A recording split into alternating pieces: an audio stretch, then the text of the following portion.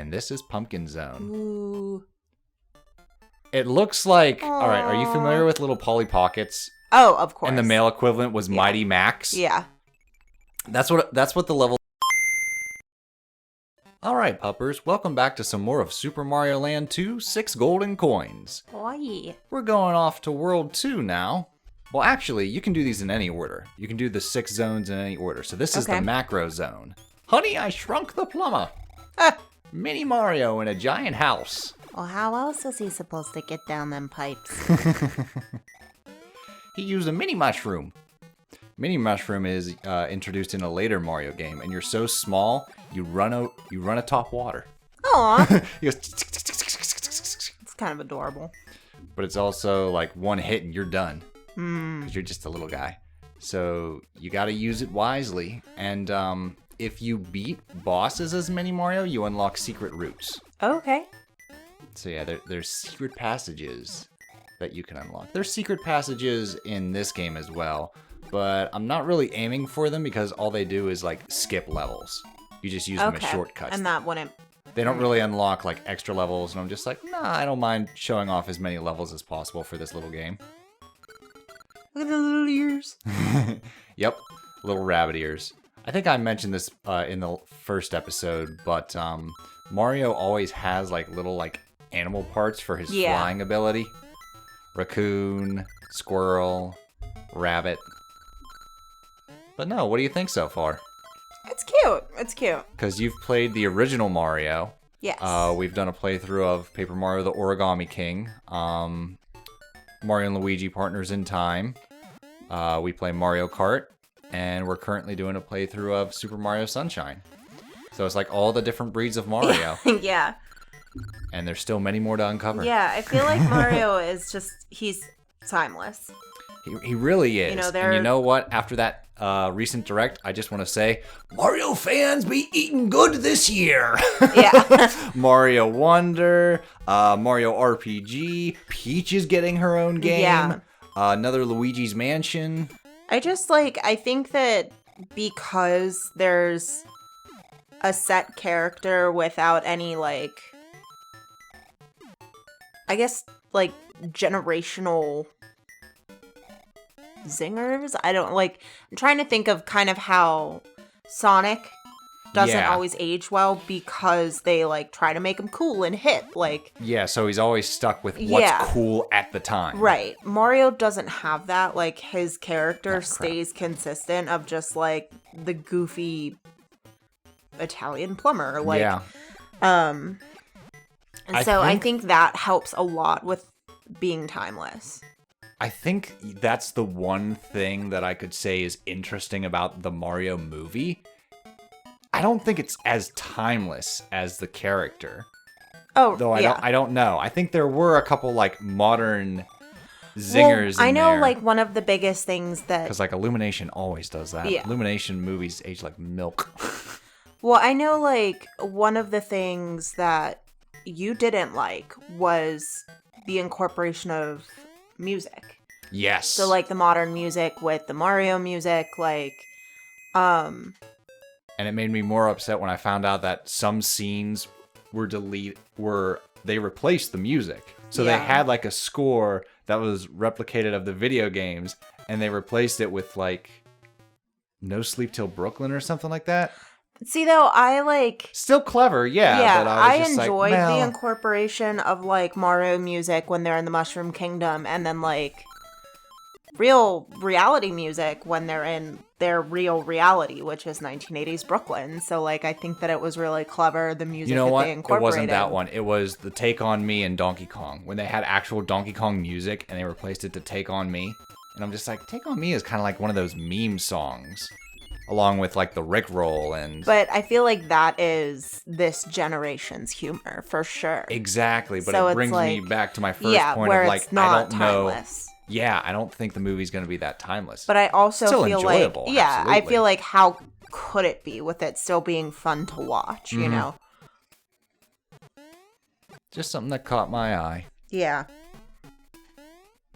I feel like when they make a Zelda movie, it should play out like Braveheart. I'm worried. Illumination officially signed on to the Zelda movie. A lot of people were like, well, maybe DreamWorks or another company would take the Zelda movie, but Illumination is doing it, so we'll see where it goes. I mean, look at how much money Mario made. Like, I hate that that's my, like, go-to. But it really is, like, they made a shit ton of money. Yeah. Oh, yeah. And I don't know. I don't think that they did a bad job. I don't think they did either. I think they played it safe, and I think it's a great starting point. Yeah. You have nowhere to go but up. Like, I've seen a lot better movies, obviously, but I've also seen a lot worse. Oh, yeah. It could have been a lot worse. It was enjoyable. Like, the only thing that I wish they didn't do was comment so much on Mario's size. About, oh, he's just a little guy. Like, that's the biggest thing. I just wish Part of me wants to get the Blu-ray to see if there's any, like, behind the scenes of, like, what was Illumination's decisions and what was Nintendo's decisions. Because Nintendo was, like, very strict about, like, nope, this does this or we're pulling out. Yeah. And Nintendo has been known to do that. Well, yeah, I mean, and some bitches take their ball and go home. I know, but what I mean is, like, they're not willing to bend as easily as, like, some other companies to where, like, you're collaborating. So you got to give a little, take a little. I mean, there's certain let your poor heart break a little. Nintendo don't let that heart break a little. And you know what? I'm all for it. I'm glad that they don't, because look at all the crap movies that would have been amazing if the creator and the originator had just said, no, we're not doing it that way. Like, we have to stick to the story. Or, like, we have to stick to the source material. Like, you know, I feel like that's a way that they can maintain their success because it is consistent. Right. Instead of like, oh yeah, okay, like, that's fine. We'll do this. And then it doesn't age well in a bad way. Not just like, ooh, that's a bit dated. Because, like, I was definitely expecting, like, a Luigi's Mansion movie. Probably another Mario movie, like a direct sequel, or even a Yoshi movie. I figure it's going to be a while before we get a Zelda movie. Yeah. Because, like, they just got the basics. Now, does that mean we'll get other Nintendo properties? Maybe, but I don't want us to rush into it. I don't want us to, like, marvel it to where, like, suddenly shit's now just hitting the screen. Right. To where it's just like, well, we're scraping this bottom. Let it soak, man. We're scraping the bottom of this barrel. So I don't know. But, yeah, while the movie was in development, I was just like, wow, we've had a drought of Mario games for a while. Well, it's because they were making Mario World. They finished the movie. They finished the movie, and they were just like, you know what? This made a lot of money. Let's celebrate with all the Mario. And I was just like, wow, Mario fans be eating good today. Oh, okay. You know, you get some funny glitches in this game. Yeah. I just went right through the pipe and my head was still above. Floating above the warp pipe. Uh-oh. It's a dead fish. What's the story, Fishbone? Ooh, money. I loved Wishbone growing up. I did too. I really did. For some reason, I thought he was voiced by Michael J. Fox. He wasn't, but I think I got that confused with Homeward Bound. Because he voiced the Pitbull. Oh, okay. Chance. Yeah. Oh my gosh, one of our regulars brings in their blue-nosed Pitbull to work. And he is Is that the one that showed up at the craft show? Yes. Yeah, he is the most magnificent beast I have ever had the pleasure to roll around the floor of work with. Aww. Like, he is just so happy and, like, he's so well behaved and he is just full of nothing but love. Aww. And he had on a little windbreaker jacket today because it was raining. Mm-hmm. And I was like, I'm gonna die. He's so cute. Aww. He had his little hat up and he was just like doing the pity wiggle. Where like their whole body just wiggles. Uh-huh. And then whenever I give him a pup cup, which is just a cup of whipped cream, I have to give him a people cup instead of a pup cup because his head is too big. He can't get into the little cup. Aww. Well, that just warms my cold, dead heart. He is such a good boy. He's the bestest boys. Well, second bestest boys. After Wesky. Exactly. It was funny because as he was like sniffing around my shoes and my pant legs, I was like, "Oh, he's smelling my dog," and they were like, "Oh, what kind of dog?" and just that kind of chit chat. And I was like, "It's not so much that my dog is gonna care that I've petted another dog; it's my cats are gonna be very upset with me." Oh yeah, she seems very upset. Oh yeah, Bubby is just like people, human interaction, but they're sitting, so I'm safe. Okay, we're almost done with Macro Zone. I have a good bet that you're going to like the next... Oh, my. Ooh. Yeah, for some reason in this game, when you get 1-ups, every once in a while, there will be like a little like thief guy that'll like carry it away. It'll be like, hey, get back here. Get back here with my 1-up. But like I was saying, I have a good hunch that you're going to like the next zone in this game. What's it called? Pumpkin Zone. Yay! I love pumpkins. Yep. That's a good one. Nope, can't get over there. Alright. I feel like Boob is the epitome of, like, the monsters can't get me if I'm under the covers. Yeah. Because she, like, runs away from us if we're standing and we, Yes. like, approach her too quickly. She, like, freaks out. Mm-hmm. But as soon as we sit down, she is the most loving and affectionate cat seeking attention. And she's just like, the monsters can't get me. I'm under the Year covers. 3 of gaming cats and dogs has been Ren, Mando, and Boobies. Yes. She has been literally sitting in on all of her commentary sessions. Because as soon as, like, I pull the chair over and, we get all set up, she's immediately She starts rubbing up. on the mics. Yeah, she rubs on the mics, but then she jumps up behind you. Mm-hmm. And then she sits on my lap. And Yep. sometimes she'll let me hold her so you can kind of like hear her purring into my mic. Yep. Often we hear her purring into the mic. These are babies. She's an old girl. Uh-huh. But I call everyone babies. I call the old man babies, Oh, yeah, I still call him Pup. who I thought was 17, but turns out he's 15. Sorry, buddy, you're not quite that old. Still I mean, that's old, still but not- old, yeah. Yeah, still old, but not as old. See, I thought he was turning 16. So I thought he was 17 for sure.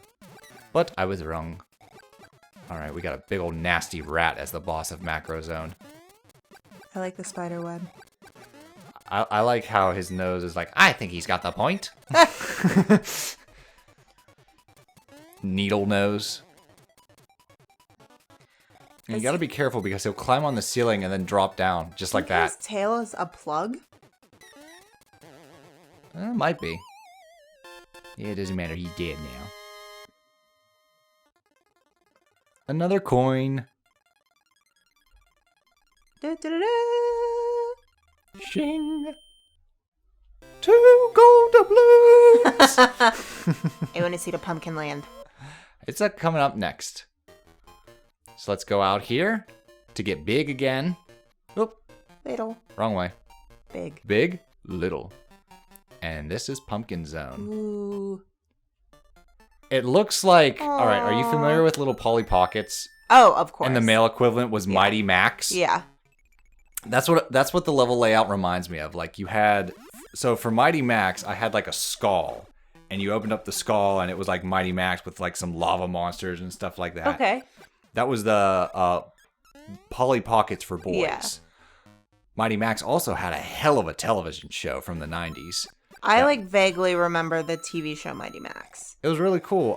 Rob Paulson did the voice of Max. Tony J, Claude Frollo, did the voice of Virgil, Okay. the owl. I forget if he was just like a scholar or what. And of course, Skullmaster, the villain, was voiced by Tim Curry. Tim Curry, of course. Jim Cummings also did some secondary bad guys in the show. Of course. Yep. Yeah, forget I who did the voice remember- of Norman.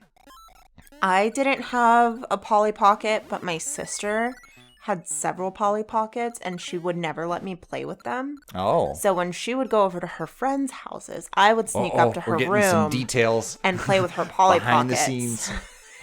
Annie, if you watch this, the truth comes out. Yeah. And then I would go play with her Polly Pockets. Check out the little, like, Goombas with the Jason mask. I know. That's cute. The Jason Voorhees mask. It's like, wait a minute, what's this game rated? It's got a machete staked into the skull and all that. That's funny. I'm a spooky Be like, Goomba. listen, it was black and white, so... Yeah. You never would have known. You won't see Jason Voorhees Goomba in modern Mario games. For copyright reasons, and more like Nintendo's like, we ain't allowing that. We don't want something too spooky and risque. We'll leave that for Zelda, but mainly Metroid. They keep all the intensity for Metroid. Yeah. And look, a vampire. The main thing, like, He shoots little bats at you. if and when they eventually do a Metroid game, I just really hope they don't, They like, do Metroid games. Sorry, movie. A Metroid movie. That they, like, don't over-feminize her. That's the least of my worries. Like, my biggest worry is you can't have the kind of humor of the Mario movie in the Metroid universe. It would have to be serious. It doesn't work. It has to be serious. Serious or, like, a dark humor. But Like, making it into a dark comedy. even that would be risky because, like, it's all about tragedy and loneliness. Like, Samus is alone throughout the majority. Even in Dread, you have the AI. Well, that's what I mean. You also is have, like the Chozo guy could- who was, like, giving you exposition. I feel like plot. you could easily do, like, a dark humor there. Okay. You know, of, like, say that she has to, like, eat. We shall see. Honestly, you know And, what I like- think would make a good movie? Star Fox. I didn't care much for Star Fox. Character-wise or game-wise or... Well, I don't know the character, but whenever we were playing the game, I just, like, meh. Okay. Interesting. I mean, granted, I only saw a little I bit of adore it, Star but Fox. it just looked Oh, crap! confusing. Like, I just didn't like how the game looked. Okay. So one of the neat things about Pumpkin Zone is the first level was kind of like your standard Western Halloween level, and this level is like your standard Japanese Halloween level. Okay. I think that's really cool how they shook it up to where like the first has like the pumpkins and the vampires and the Jason Voorhees, and now this one has like the umbrella things that have a name, but I'm blanking. I almost said Kabuki, but it's not Kabuki. I thought they were mushrooms. No. They're a very common Japanese spirit that it looks like an umbrella and it has a single eye. And they're like malicious spirits. They appear in video games. I've seen them in a couple anime. I think I even recall them in like the Kirby anime. Oh, these guys too.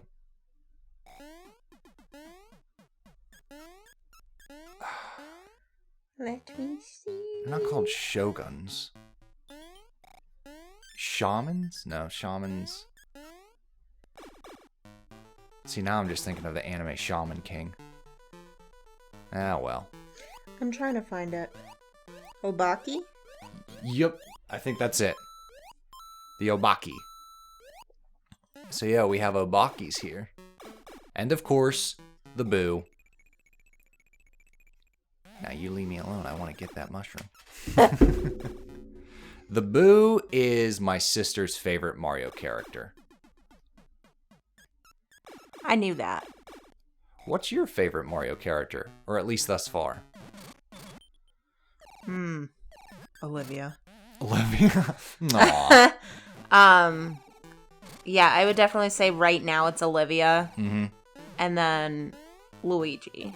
Luigi's really cool. Yeah. I like Luigi. I like Bowser Jr. Something about him, like he's a little scamp. See, he hits too close to home for me. I deal with little kids all day, and I'm just like, ugh. Leave my I'm like, mama someone alone. needs to put him on a leash and tie him to a tree somewhere. Well, Bowser's a father, but he's not really a good father. But he is a father. Look at me go. I'm racking up all those lives. Boom. And now, to get the bonus game, come on, I gotta get up there. Boing. Nice. I'll get my lives back. Ooh.